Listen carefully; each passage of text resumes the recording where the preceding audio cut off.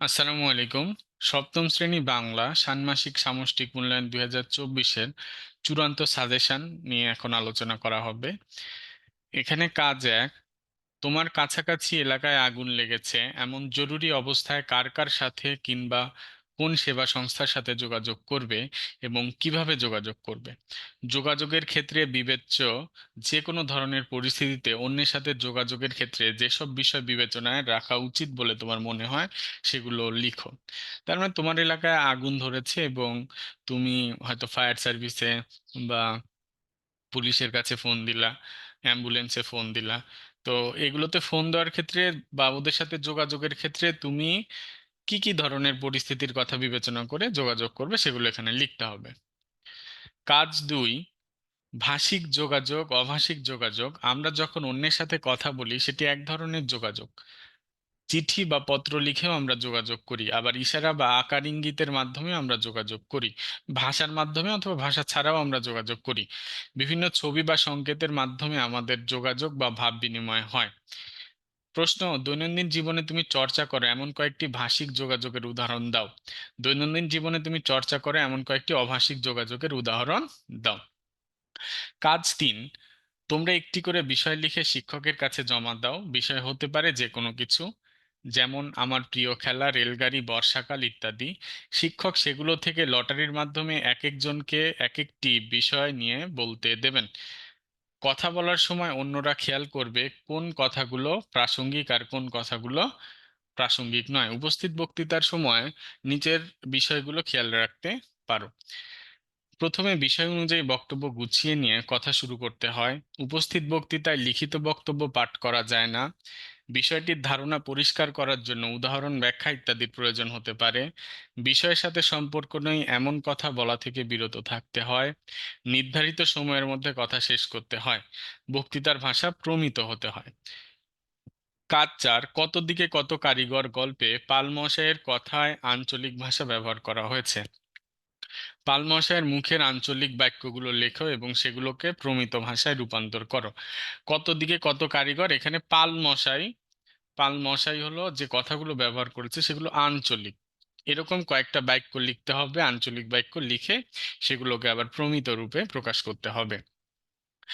কাজ পাঁচ, নিচের নমুনা থেকে বিশেষ্য, সর্বনাম, বিশেষণ, ক্রিয়া, ক্রিয়া বিশেষণ, অনুসর্গ, যোজক ও আবেগ 8 শ্রেণীর শব্দ চিহ্নিত করো। এখানে অনেক বড় একটা প্যাসেজ আছে বা অনুচ্ছেদ আছে যেটা বই থেকে হুবহু নেওয়া। এই প্যাসেজটা পড়তে হবে। বাংলাদেশের একেবারে দক্ষিণে জেলা কক্সবাজার। পর্যটকদের আকর্ষণের জন্য এখানে রয়েছে পৃথিবীর দীর্ঘতম সমুদ্র সৈকত। প্রতিদিন অসংখ্য দেশি বিদেশি পর্যটক ও এ সৈকতে বেড়াতে আসেন আর এর সৌন্দর্যে মুগ্ধ হয়ে বলেন, বাহ কি সুন্দর। এরকম কক্সবাজার নিয়ে এখানে একটা অনুচ্ছেদ লেখা আছে। এই অনুচ্ছেদটা পড়তে হবে তোমাদেরকে। পড়ে এর ভেতরে থেকে বিশেষ্য, সর্বনাম, বিশেষণ, ক্রিয়া, ক্রিয়া বিশেষণ, অনুসর্গ, যোজক, আবেগ, এই 8 রকমের শব্দ এই এই অনুচ্ছেদের মধ্যে কোনগুলো বিশেষ্য আছে এখানে লিখতে হবে, কোনগুলো সর্বনাম আছে লিখবা, কোনগুলো বিশেষণ আছে লিখবা, কোনগুলো ক্রিয়া আছে লিখবা, এভাবে লিখতে হবে। কাজ ছয়, অনুচ্ছেদ লিখে সমাস সাধিত শব্দ খুঁজি। কোনো একটি বিষয় নিয়ে 100 শব্দের মধ্যে একটি অনুচ্ছেদ লিখো। লেখা হয়ে গেলে সমাস প্রক্রিয়ায় গঠিত শব্দগুলোর নিচে দাগ দাও। কাজ সাত, শব্দগুলোর বিপরীত শব্দ বসিয়ে বাক্যগুলো আবার লিখো। এখানে শব্দ আছে সেগুলোর বিপরীত শব্দ বসিয়ে বাক্য আবার লিখতে হবে। কাজ আট, নিচের খালি ঘরগুলোতে যথাযথ বিরাম চিহ্ন বসাও। এখানে খালি ঘর দেওয়া আছে, এই যে ডট ডট দিয়ে ফাঁকা স্থান দেওয়া আছে, এগুলোতে বিরাম চিহ্ন বসাইতে হবে। অনুচ্ছেদটা পড়বা, ভালো করে পড়ে বিরাম চিহ্ন বসাইতে হবে। 9 নাম্বার, কোথায় কোন যতি চিহ্ন বা বিরাম চিহ্ন বসে, যেমন আবেগ শব্দ ও আবেগবাচক বাক্যের শেষে কি বসে, উদাহরণের শেষে কি বসে, এরকম আছে। এখানে 13টা বাক্য দেওয়া আছে, এই বাক্য বা এইরকম হিন্ট দেওয়া আছে। যেমন প্রশ্নবাচক বাক্যের শেষে কি বসে, বইয়ের নামে কি বসে, বক্তার সরাসরি কথা বলতে কি বসে, এগুলো বসাইতে হবে। 10 নাম্বার, সাহেব 3 ধরনের বাক্যের নমুনা, নিচে 3 ধরনের বাক্যের নমুনা দেওয়া হলো, এগুলো কোন ধরনের বাক্য এবং তার কারণ কি তা খুঁজে বের করো। এক, সাহেব বই পড়ছে, এটি কি বাক্য? যদি সরল হয় সরল, জটিল হলে জটিল, যৌগিক হলে যৌগিক, এবং কি জন্য সেটা সরল হইলো বা যৌগিক হলো বা জটিল হলো সে কারণটা এখানে লিখতে হবে। এরকম 5টা বাক্য দেওয়া আছে, একই রকম প্রসেস লিখতে হবে।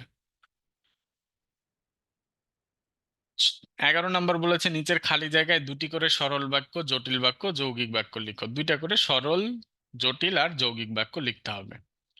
কাজ 12, এখানে দেখো একটা পোস্টার অথবা একটা ছবি দেওয়া আছে, রাষ্ট্রভাষা বাংলা চাই অ আ ক খ। এই ছবি থেকে আমাদের লিখতে হবে এটি কি নামে পরিচিত, এর ব্যবহার কি, এরকম নমুনা কি, এরকম নমুনা তুমি কি কোথাও দেখেছো, কোথায় দেখেছো। বাংলা সপ্তম শ্রেণী বাংলা এগুলোই পড়তে হবে, তোমরা এগুলো পড়বা ভালো করে। ইনশাল্লাহ এর মধ্যে থেকে হয়তো কমন আসবে। সবাই ভালো থেকো, সুস্থ থেকো, দেখা হবে পরবর্তী ভিডিওতে।